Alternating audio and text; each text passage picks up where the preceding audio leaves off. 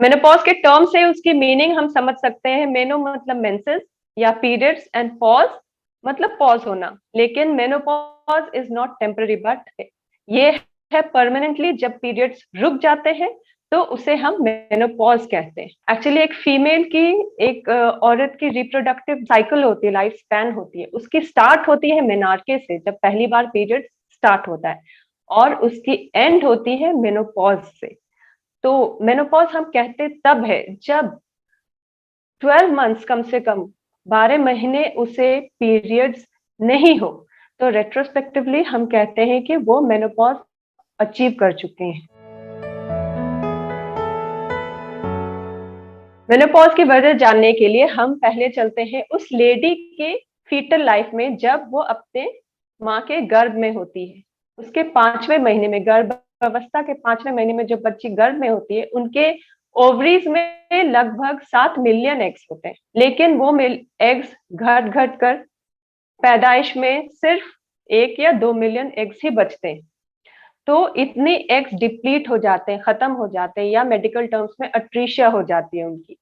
और जब वो बच्ची प्यूबर्टी रीच करती है, मतलब जब वो बच्चे पैदा होने की क्षमता जब उसे मिल जाती है, उस एज पर पहुंचती है, तब वो सिर्फ 3 लाख, घटकर सिर्फ 3 लाख एग ही बचते हैं।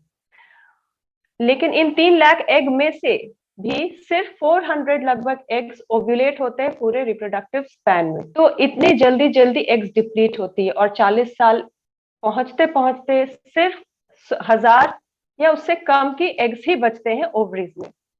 तो ये क्या होता है, रिप्रोडक्टिव लाइफ स्पैन में पूरे एग्स खत्म होने लगता है, एपोप्टोसिस होने लगता है, अट्रीशिया होने लगता है। और मेनोपॉज पहुंचते पहुंचते वो एग्स की खत्म होने की रेट और बढ़ जाती है, और धीरे धीरे एकदम बहुत ही नेग्लिजिबल नंबर ऑफ एग्स बचते हैं, जो कि जो हार्मोन्स रहते हैं उनको रिस्पॉन्ड भी नहीं करते हैं। मतलब हार्मोनल अगर हम उन्हें स्टिमुलेट करें तो उससे उन एग्स में कोई मैच्योरिटी नहीं आएगी, वो ग्रो नहीं करेंगे। तो फाइनली वो लेडी को मेनोपॉज अचीव हो जाता है। अगर पीरियड्स रुकती है और फिर स्टार्ट होती है, तो वो जब रुकती है तो उस पीरियड को हम कहते हैं वो एमेनोरिया हो गया है। मतलब एमेनोरिया होता है, अगर जिस तरह से एक होता है प्राइमरी एमेनोरिया, एक होता है सेकेंडरी एमेनोरिया। तो प्राइमरी एमेनोरिया उसे कहते हैं जब कि एक बच्ची को प्यूबर्टी होने के बाद भी उसको पीरियड्स नहीं होते। तो उसके भी बहुत सारे वजह होते हैं। कुछ एनाटॉमिकल कॉज होते हैं, मतलब कि उसके जो रिप्रोडक्टिव ट्रैक्ट है उसी में कुछ प्रॉब्लम है जिसके वजह से उसे पीरियड्स नहीं हो रहा है। कुछ क्रोमोसोमल एबनॉर्मेलिटीज हो सकते हैं जिसके वजह से उसे पीरियड्स नहीं स्टार्ट हुआ है फर्स्ट टाइम ही। ये हो गई प्राइमरी एमेनोरिया। और जैसा अगर किसी को पीरियड्स हो चुके बट वो फिर रुक गए और फिर कुछ दिन बाद हो गए, तो वो पीरियड्स को एमेनोरिया कहते हैं, सेकेंडरी एमेनोरिया। सेकेंडरी एमेनोरिया का सबसे कॉमन कॉज है प्रेगनेंसी। तो प्रेगनेंसी में सबसे पहले पीरियड्स, मतलब वो नॉर्मली स्टार्ट होते हैं, बट जब एक लेडी प्रेग्नेंट होती है तो वो रुक जाते हैं पीरियड्स, और फिर बेबी होने के बाद और कुछ महीनों के बाद फिर धीरे धीरे साइकिल रेगुलेट होना स्टार्ट होता है, फिर से वो पीरियड्स होते हैं। और भी बहुत कॉजेज हैं सेकेंडरी एमेनोरिया के, जैसे कि बहुत ही कॉमन है आजकल पॉलिसिस्टिक ओवेरियन सिंड्रोम, पीसीओएस, बहुत ही कॉमन कॉज है सेकेंडरी एमेनोरिया का। फिर थायराइड प्रॉब्लम, फिर एक हार्मोन होता है प्रोलैक्टिन, वो बढ़ जाता है, तो उसके वजह से भी एमेनोरिया होता है। तो बहुत सारे वजह होते हैं जब ये पीरियड स्टार्ट हुए बट रुक गए, लेकिन फिर से स्टार्ट हो गए। मेनोपॉज की नॉर्मल एज जनरली 45 ईयर्स या उससे ऊपर होती है, लेकिन कभी कभी ऐसा होता है कि 40 साल से पहले ही पीरियड्स आना बंद हो जाते हैं। तो इसे हम प्री मैच्योर मेनोपॉज भी कहते हैं, या प्राइमरी ओवेरियन इनसफिशिएंसी। लेकिन हम इसे तभी कहेंगे जब उस लेडी को 4 महीने या उससे ज्यादा लगातार पीरियड्स नहीं हुए हो, लेकिन उसके साथ साथ उनकी जो हॉर्मोन्स है एफएसएच, फॉलिकुलर स्टिमुलेटिंग हार्मोन, उसकी लेवल मेनोपॉजल रेंज में होनी चाहिए। कम से कम हमें 2 बार इन्वेस्टिगेट करने के बाद ही ये कंफर्म करेंगे कि हाँ, इनकी ये हार्मोन मेनोपॉजल रेंज में आ चुकी है और इन्हें प्री मैच्योर मेनोपॉज हो गया है। इसके भी बहुत सारे वजह होते हैं प्री मैच्योर मेनोपॉज में। अगर ओवरी किसी भी वजह से कोई रेडिएशन हुआ हो या कीमोथेरेपी हुआ हो या सर्जिकल रिमूवल हुआ हो ओवरीज का, या कोई किसी उस फीमेल में, उस लेडी में कोई chromosomal abnormalities, sex chromosomal abnormalities हुई हो, या कोई जेनेटिक म्यूटेशन हो, या कोई ऑटो इम्यून डिजीज हो जो कि ओवरीज को असर अफेक्ट कर देता है, जिसके वजह से टाइम से पहले उनकी पीरियड रुक जाती है और उन्हें प्री मैच्योर मेनोपॉज हो जाता है। मेनोपॉज के बाद तो ऑब्वियसली ये बहुत बड़ा एक हॉलमार्क है एक फीमेल के, एक लेडी के लाइफ में, जब उनकी पीरियड्स रुक जाती है। तो जो भी चेंजेस होते हैं पूरे उनके बॉडी सिस्टम में, वो मेनली होते हैं जो हार्मोन ईस्ट्रोजन होती है उसकी कमी के वजह से। स्पेशली देखा गया है कि वजाइना की जो वो अट्रॉफी हो जाती है, रुगोसिटीज कहते हैं, जो एक खुरदरापन होता है जो वजाइना में, वो कम हो जाते हैं, सिक्रीशंस कम हो जाते हैं, तो ड्राई हो जाता है vagina. Normal female reproductive period में जो पीएच होता है वजाइना का वो एसिडिक होता है, लेकिन मेनोपॉज के बाद वो पीएच बढ़ जाती है, तो जो हार्मफुल बैक्टीरिया होते हैं उनके ग्रो करने के चांसेस बहुत ज्यादा हो जाते हैं। ऐसी लेडीज को एट्रोफिक वेजिनाइटिस और बहुत सारे इन्फेक्शंस के रिस्क होते हैं। प्लस ड्राई वजाइना के वजह से इंटरकोर्स में भी डिफिकल्टी होती है, पेनफुल इंटरकोर्स होता है ऐसे लोगों को। और एट्रोफिक वेजिनाइटिस हो गया, थोड़ा भी अगर ट्रॉमा होता है थोड़ी भी, तो उसके वजह से ब्लीडिंग होने का रिस्क होता है। यूट्रस भी एकदम ही छोटा हो जाता है, ओवरीज भी अगर गायनेकोलॉजिस्ट पैल्पेट करना चाहे तो वो नहीं होगा। ये भी एक जरूरी चीज है कि मेनोपॉज के बाद ओवरीज बिल्कुल पैल्पेट नहीं होती। अगर किसी भी वजह से ओवरीज पैल्पेट हो रही है, मतलब ओवरीज में कोई पैथोलॉजी है, कोई बीमारी हो सकती, होने का बहुत ज्यादा रिस्क है, तो ऐसे में आपको डॉक्टर से जरूर दिखाना चाहिए।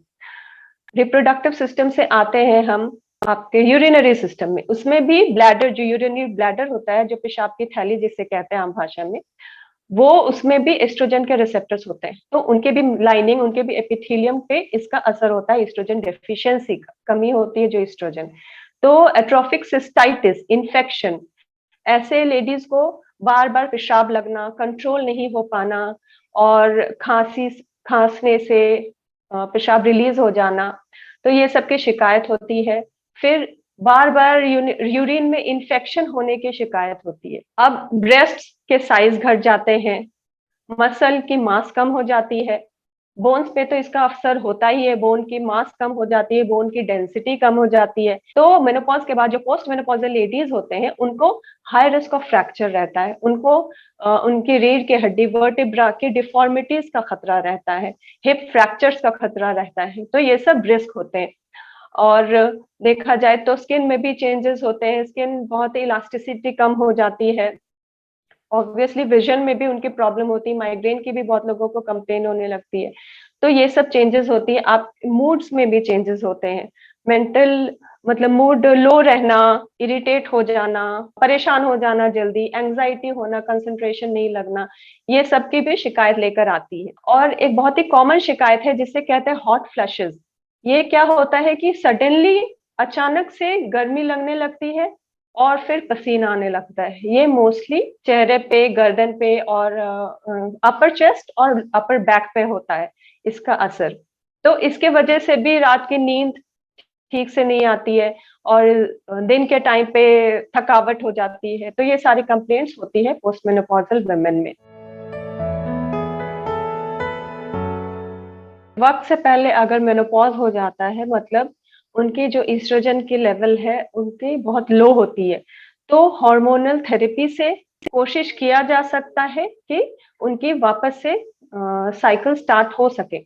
बट अगर ओवरीज बिल्कुल ही अगर खराब हो चुकी है, एकदम ही डिस्ट्रॉय हो चुकी है, मान लीजिए कीमोथेरेपी से या रेडिएशन के वजह से, तो मुश्किल है, कंसीव करना मुश्किल है, वापस से आपके पीरियड्स को लाना मुश्किल है। लेकिन हाँ, अगर ऐसी कोई बीमारी है जिसका इलाज हो सकता है, अगर कोई ऑटोइम्यून डिजीज है जिसमें फिर भी अगर थोड़े बहुत एग्स बचे हुए हैं, तो कभी कभी ऐसा होता है कि ऐसे फीमेल्स, ऐसे लोग, लेडीज कंसीव कर सकती हैं।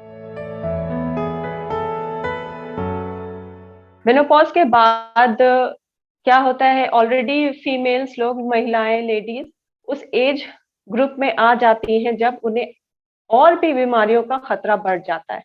तो एक वो हो जाते हैं, प्लस उनकी लाइफस्टाइल चेंज होती है, मतलब वो बैठे रहती है, काम कम करती है। तो ये सारे रिस्क पे एक और रिस्क ऐड हो जाता है ईस्ट्रोजन डेफिशिएंसी का। तो इसका असर जनरली देखा गया है कोलेस्टेरॉल पे। तो जो टोटल कोलेस्ट्रॉल होता है या जो लो डेंसिटी लाइपोप्रोटीन जो कि बैड कोलेस्ट्रॉल बोला जाता है, उसकी लेवल्स बढ़ जाते हैं। वीएलडीएल इसके लेवल्स बढ़ जाते हैं और एलडीएल की ऑक्सीडेशन इंक्रीज हो जाती है।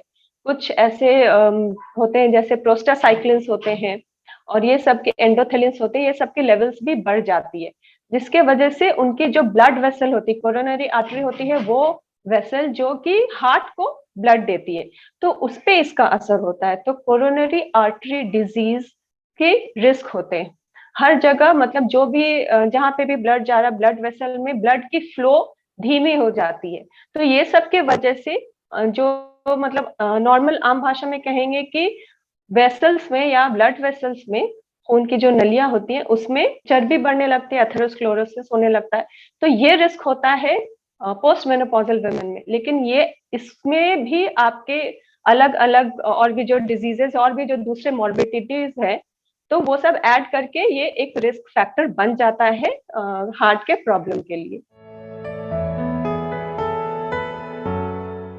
सबसे पहले तो मैं डिस्कस करूंगी लाइफस्टाइल मैनेजमेंट।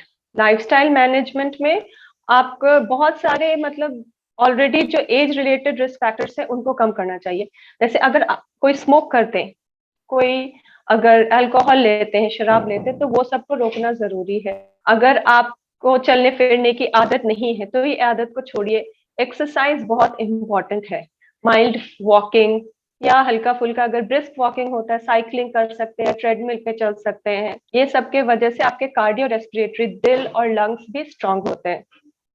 प्लस आपके जो बोन्स होते हैं वो तो ईस्ट्रोजन की कमी की वजह से वीक होने लगते हैं, लेकिन जो अदर रिस्क फैक्टर जैसे कि इंडिया में स्पेशली कैल्शियम और विटामिन डी की बहुत ज्यादा कमी होती है, तो सप्लीमेंट्स लेने चाहिए। कैल्शियम की कम से कम 1200 से 1500 मिलीग्राम हर दिन, विटामिन डी की 400 से 600 इंटरनेशनल यूनिट्स हर दिन रिकमेंडेड है। सबसे अच्छा तरीका है विटामिन डी पाने का, ये तो सबको ही पता है कि आप सनलाइट में बैठे, सूरज की रोशनी में आधे घंटे निकालकर, अपने वक्त के आधे घंटे निकालकर आप बैठे, तो उससे भी बहुत फायदा होता है। प्लस बोन्स पे जो असर हमने बताया पहले, तो उसके वजह से आपके बैक मसल्स को स्ट्रॉन्ग करने के लिए एक्सरसाइज होते हैं, आपके हिप जॉइंट्स को, हिप मसल्स को, थाइज को, आपके जांघों के मसल्स को, पैरों के मसल्स को, और ये सब को स्ट्रॉन्ग करने के लिए एक्सरसाइज होते हैं। तो एक्सरसाइज पे ध्यान देना चाहिए। कभी भी अपने अपने लाइफस्टाइल को बिल्कुल ऐसा नहीं करना चाहिए कि अब मेरी उम्र हो चुकी है, अब मैं क्या करूंगी। नहीं, आपको खुद को अगर हेल्दी रखना है तो एक हेल्दी लाइफस्टाइल आपको चूज करना बहुत जरूरी है। और साथ साथ डाइट में भी इम्प्रूवमेंट ला सकते हैं।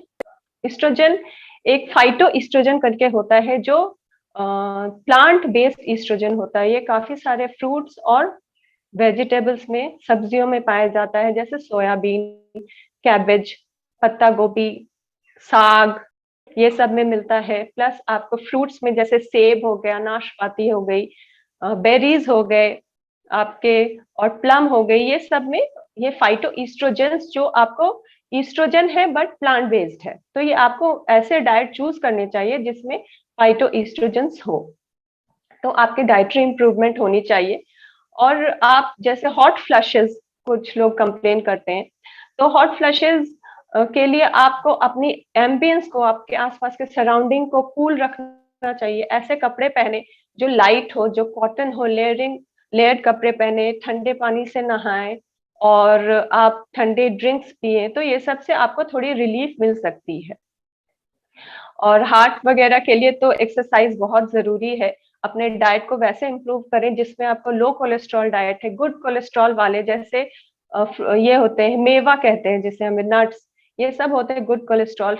फिर आप होल ग्रेन्स लें। होल ग्रेन्स में बहुत सारे डाइटरी फाइबर्स होते हैं जो भी आपके हार्ट को और भी हेल्दी रखते हैं। ये सब तरीके से हम अपने लाइफस्टाइल को इम्प्रूव कर सकते हैं।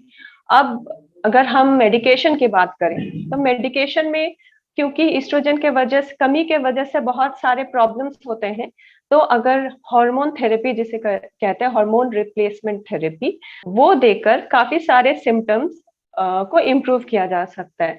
जैसे वजाइना का ड्राई होना, उसके वजह से अगर यूरिनरी में ट्रैक्ट इन्फेक्शन हो रहा है, पेशाब में अगर इन्फेक्शन हो रहा है, तो इसमें भी हार्मोन्स, इवन हार्मोनल क्रीम काम आती है।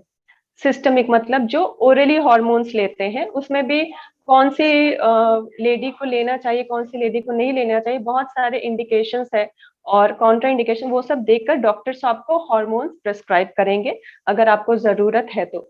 कुछ ऐसा भी होता है कि बहुत सारी लेडीज को ऐसे मेनोपॉजल सिम्टम्स नहीं होते, तो उनको हार्मोन की जरूरत नहीं होती है। लेकिन जिनको जरूरत है, अगर लाइफस्टाइल चेंजेस के बाद भी आपको वो सब सिम्टम्स में फायदा नहीं हो रहा, आराम नहीं हो रहा है, तो बिल्कुल डॉक्टर से मिलकर अपने हार्मोन रिप्लेसमेंट थेरेपी के लिए डिस्कशन करें।